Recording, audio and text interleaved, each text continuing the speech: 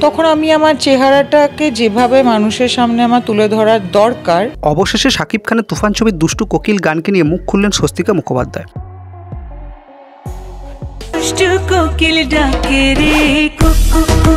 বরাবরই স্বস্তিকা মুখোপাধ্যায় সাহসী মন্তব্যের জন্য খবরের শিরোনামে চলে আসেন। কোনো কিছু রাগঢাক না করেই যেটাই তার মনে আসে সেটাই তিনি বলে দেন, কোনো রকম ভয় না পেয়ে।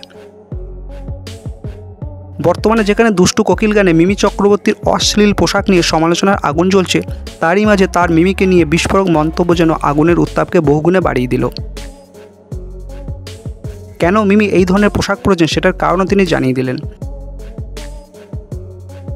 একটি সাক্ষাৎকারে দুষ্টু কোকিল গান নিয়ে তাকে জিজ্ঞেস করায় তিনি মিমির উদ্দেশ্যে একটাই প্রশ্ন ছুড়ে দিলেন। তিনি সরাসরি বলেই দিলেন, মিমি তলায় কিছু পরনি?